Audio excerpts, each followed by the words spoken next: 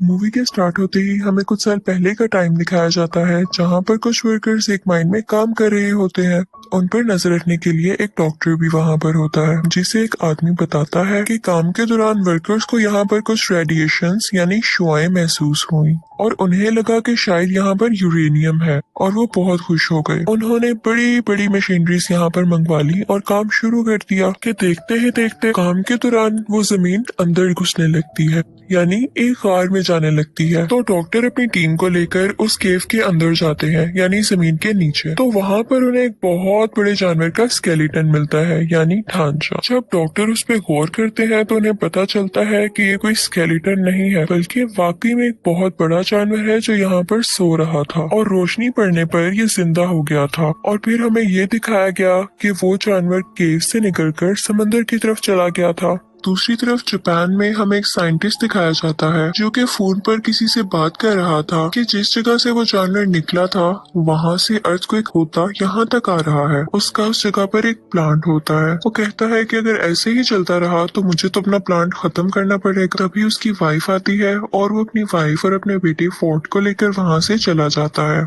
वो अपनी वाइफ से कहता है कि जो अर्थक्वेक के झटके आ रहे हैं ये मुझे कोई अच्छी बात नहीं लग रही, तो तब तक तुम मेरे प्लांट के पास मेरे कुछ टीम के साथ रहोगी। फिर हमें वही साइंटिस्ट एक लैब में दिखाया जाता है जो कि पता लगा रहा था कि असल में ये अर्थक्वेक के झटके आ कहाँ से रहे हैं, लेकिन उनमें से किसी को कुछ भी पता नहीं चल रहा था। तो वो कहता है कि सब मशीनरीज ऑफ कर दी जाए क्योंकि हम नहीं जानते कि ये झटके किस चीज के हैं और कहीं ये हमें नुकसान न पहुंचा दें। इसी के साथ वहाँ पर फिर से अर्थक्वेक आने लगता है और साइंटिस्ट की वाइफ भी वहाँ पर आ जाती है। वो वहाँ से भागने लगती है और चैम्बर में ब्लास्ट होने की वजह से एक पॉइजनस गैस यानी जहरीली गैस उसकी तरफ बढ़ने लगती है। साइंटिस्ट अपनी वाइफ को बचाने के लिए आगे बढ़ता है लेकिन तब तक बहुत देर हो चुकी थी और गैस पूरी तरह से उस कैबिन में फैलने लगी थी। तो उसकी वाइफ उससे कहती है कि दरवाजा बंद कर दो इससे पहले कि ये गैस यहाँ तक पहुँच जाए। और ना चाहते हुए भी साइंटिस्ट को वो दरवाजा बंद करना पड़ता है और इसके बाद वो काफी उदास हो जाता है क्योंकि उसकी वाइफ अंदर रह गई थी। वो उससे कहती है कि हमारे बेटे फोर्ट का ध्यान रखना और इसी के साथ रेडिएशन की वजह से वो पूरा का पूरा प्लांट तबाह हो जाता है। फोर्ट भी ये सब कुछ अपने स्कूल से देख रहा था। अब हमें 15 साल बाद का वक्त दिखाया जाता है। फोर्ड अब एक फौजी बन चुका था और कुछ मंथ की ट्रेनिंग के बाद वो अपने घर वापस आया था। वो अब मैरिड था कि उसकी वाइफ को कॉल आती है कि फोर्ड के डैड को पुलिस ने पकड़ लिया है। फोर्ड अपने डैड से नफरत किया करता था क्योंकि वो समझता था कि उसकी मदर की डेथ उनकी वजह से हुई, लेकिन अपनी वाइफ के कहने पर वो उन्हें मिलने चला जाता है और जाकर अपने फादर को पुलिस से छुड़वा लेता है। फिर वो दोनों घर आते हैं तो उसका फादर उससे कहता है कि बेटा वो एक एक्सीडेंट नहीं था बल्कि उसके पीछे कुछ रेडिएशंस थी और सेम चीज हम अभी भी फील कर रहे हैं फिर से। और वो अभी भी इसलिए अरेस्ट हुआ था क्योंकि वो उस जगह पर गया था जहाँ पर पुलिस ने जाने से मना किया था। वो बताता है कि मेरे दोस्त ने भी वॉइस फ्रीक्वेंसी नोट की है यानी वहाँ पर से अजीबोगरीब आवाजें आती हैं, तो मुझे वहाँ पर जाकर देखना होगा और ये साबित करना होगा कि उस रोज प्लांट पर जो ब्लास्ट हुआ वो कोई एक्सीडेंट नहीं था। तो फिर फोर्ड भी अपने फादर के साथ वहाँ पर जाता है। अब वो लोग नोट करते हैं कि वहाँ पर कोई जहरीली गैस या रेडिएशन नहीं थी। वहाँ पर पुलिस फिर से आ जाती है और उन दोनों को पकड़कर अपने साथ ले जाती है और वहाँ पर वही डॉक्टर जो मूवी के स्टार्टिंग सीन में दिखाया गया था वो भी होता है। वो सब साइंटिस्ट से पूछते हैं कि आखिर तुम बार बार उस जगह पर क्यों जाते हो, तो वो सब कुछ बताने लगता है जो वो करना चाहता था। डॉक्टर ये सुनकर बहुत हैरान होता है क्योंकि इतनी सारी इन्फॉर्मेशन तो उसे भी नहीं पता थी।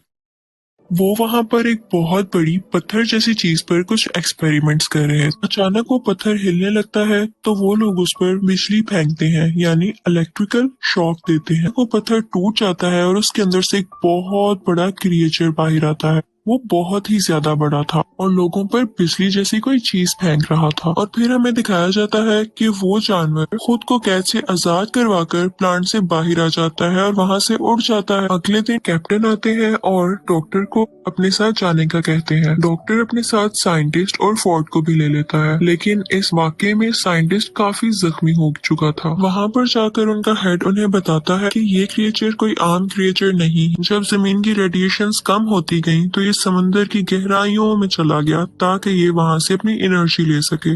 वो बताते हैं कि हमारी कंपनी को भी उसे ढूंढने के लिए बनाया गया था। वो आज तक नहीं मरा और उसका नाम गॉडजिला था। और ये वही जानवर था जिसे लोग अर्थक्वेक समझ रहे थे, और वो चलता चलता यहाँ जापान के एक प्लांट में आ गया, क्योंकि उसे कोई ऐसी जगह चाहिए थी जहाँ से वो बहुत सारी एनर्जी एक साथ ले पाता। इसी के साथ हमें दिखाते हैं कि साइंटिस्ट की वहाँ पर डेथ हो जाती है, और वो सब लोग काफी परेशान हो जाते हैं कि आज तो ये मरे हैं, कल को कोई और भी मर सकता है। अचानक वहाँ पर हेड को कॉल आती है कि एक समंदर से अजीबोगरीब रेडिएशंस आ रही हैं, और उन्हें पता चलता है कि वो क्रिएचर वहीं पर मौजूद है, और वो वहाँ पर न्यूक्लियर बॉम्ब खा रहा था क्योंकि उसे एनर्जी चाहिए थी। लेकिन इसके साथ साथ उन्हें वहाँ पर किसी और चीज के भी सिग्नल्स मिल रहे थे। वहाँ पर कुछ लोग भेजे गए थे जो देखते हैं कि समंदर से एक बहुत बड़ा जानवर बाहर आ रहा है। वो दरअसल वही खतरनाक क्रिएचर था जो कि अब शहर में आ चुका, और सब लोग उससे बहुत ज्यादा डर रहे थे। और उसी के साथ हमें गॉडजिला दिखाया जाता है जो कि गुस्से से चिल्ला रहा था। अगले दिन टीवी पर न्यूज आती है कि वो क्रिएचर गॉडजिला से बचकर भाग गया। अब वो खतरनाक क्रिएचर समंदर में जाकर और भी जानवरों को अपने साथ मिला रहा। डॉक्टर की टीम मेंबर कहती है कि बहुत टाइम पहले हमें 2 अंडे मिले थे। एक अंडे में से एक जानवर निकलकर जापान के उसी प्लांट पर चला गया था, और हम नहीं जानते कि दूसरे अंडे का क्या हुआ। उसे एक जगह पर सेफली रखवा दिया गया था। जब कुछ लोगों को वहाँ पर देखने के लिए भेजा जाता है तो वो लोग देखते हैं कि अंडे में से वो जानवर निकलकर कहीं जा चुका है। पता चलता है कि ये दूसरा अंडा उसी खतरनाक क्रिएचर का था, और वो उसमें से निकलकर किसी और शहर में जाकर तबाहियां मचा रहा था। इन दोनों को पुलिस ढूंढने लगती है।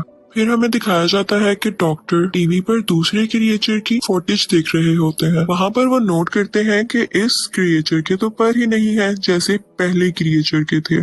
रिसर्च करने पर उन्हें पता चलता है कि ये फीमेल है और पहला क्रिएचर मेल था। अब क्योंकि फोर्ड भी एक फौजी था तो उसे आर्मी के साथ हर जगह भेज दिया जाता है कि वो उन क्रिएचर्स को रोक सके। दूसरी तरफ हमें कैप्टन बताता है कि वो क्रिएचर्स बहुत तबाही कर रहे हैं, तो हेड उनसे कहता है कि हमें इन्हें एक बहुत ही खतरनाक बॉम्ब से उड़ाना पड़ेगा। तो कैप्टन कहता है कि इससे तो उन्हें फायदा होगा क्योंकि उन्हें न्यूक्लियर एनर्जी चाहिए और इससे वो और ज्यादा स्ट्रॉन्ग होंगे। तो हेड कहता है कि हम इसके सिवा कर भी क्या सकते हैं, रिस्क तो लेना होगा।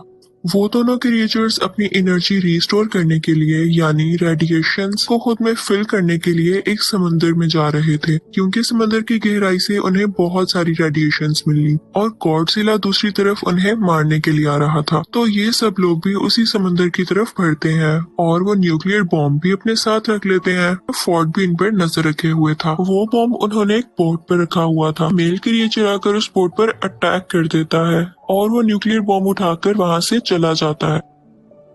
अब वो दोनों क्रिएचर्स उस बॉम्ब को लेकर वहां से दूर चले गए थे क्योंकि उन्हें वो चीज मिल गई थी जिससे उन्हें बहुत सारी एनर्जी मिलने वाली थी। आर्मी का और हेड का ये प्लान अब पूरी तरह जाया हो चुका था। वो लोग सोचते हैं कि हमसे तो कुछ भी नहीं हो पाएगा, तो शायद गॉडजिला हम सबकी जान बचा ले। फिर हमें दिखाया जाता है कि वो क्रिएचर्स शहर में बहुत तबाही मचा रहे थे, लेकिन लकीली गॉडजिला भी वहां पर आ जाता है और आर्मी भी वहीं पर थी। फिर हमें दिखाया जाता है कि गॉडजिला इस क्रिएचर के सामने आ जाता है और ये लोग लड़ने लगते हैं। ये बहुत ही बड़े थे और लड़ते लड़ते बहुत चीजें डिस्ट्रॉय कर रहे थे, तो सब लोग पीछे हट जाते हैं। यहाँ पर अभी सिर्फ मेल क्रिएचर ही मौजूद था, तो गॉडजिला उससे आसानी से लड़ पा रहा था और वो उसे मारने ही वाला होता है कि पीछे से फीमेल क्रिएचर आकर उस पर अटैक कर देती है और अब गॉडजिला इन दोनों से अकेला लड़ रहा था। यहाँ पर गॉडजिला के लिए उन दोनों को मारना काफी मुश्किल हो रहा था। दूसरी तरफ हमें दिखाया जाता है कि आर्मी को अंडरग्राउंड यानी जमीन के नीचे एक घोंसले में बहुत से अंडे मिलते हैं जो कि फीमेल क्रिएचर ने दिए थे और गॉडजिला के लिए उनको हराना काफी मुश्किल हो जाता। आर्मी वहाँ पर एक बॉम्ब पर टाइमर लगाकर बाहर आ जाती है और जल्द ही वो बॉम्ब ब्लास्ट हो जाता है और सब के सब अंडे उसमें हट जाते हैं। जब मेल और फीमेल दोनों क्रिएचर ये देखते हैं तो उन्हें अपने अंडों की फिक्र होने लगती है और वो दोनों गॉडजिला को छोड़कर उस तरफ भागते हैं। अब उस धमाके से गॉडजिला को ये फायदा हुआ कि उस धमाके की रेडिएशंस गॉडजिला में एनर्जी की तरह जाने लगी और उसने वही एनर्जी यूज कर अपने मुंह से उन दोनों क्रिएचर्स पर फेंकी और अब गॉडजिला काफी स्ट्रॉन्ग हो चुका था और वो दोनों क्रिएचर्स से पूरी ताकत से लड़ रहा था। और यहाँ पर गॉडजिला मेल क्रिएचर को मार देता है, तो ये देखते हुए फीमेल क्रिएचर को काफी गुस्सा आता है और उसे इस बात का भी गुस्सा था कि आर्मी ने उसके अंडों को मार दिया। तो वो फोर्ट की तरफ बढ़ती है, लेकिन गॉडजिला उसे पीछे से आकर पकड़ता है और उसका मुंह खोलकर अपने मुंह से सारी की सारी रेडिएशंस उसके अंदर डाल देता है, जिसकी वजह से उसे बहुत पेन होने लगती है और वो मर जाती है। फोर्ट भी यहाँ पर काफी जख्मी हो चुका था, लेकिन आर्मी उसे ठीक करने के लिए वहाँ से ले जाती। अगले दिन हमें गॉडजिला दिखाया जाता है। लोग समझ रहे थे कि वो मर चुका है, लेकिन वो थक चुका था और अपनी आंखें बंद कर लेटा हुआ था कि अचानक वो उठता है और वापस समुद्र में जाने के लिए चलने लगता है। वो इनफैक्ट यहाँ पर किसी को कोई नुकसान नहीं पहुंचाने आया था। उसकी दुश्मनी तो बस उन खतरनाक क्रिएचर्स से थी और अब जैसा कि उसने उनको मार दिया तो वो वापस समुद्र में चला जाता है। और अब दिखाया जाता है कि फोर्ड भी अपनी बीवी और बेटे के पास चला गया था और सब कुछ यहाँ पर ठीक हो जाता है। इसी के साथ मूवी भी एंड होती है। Thank you for watching.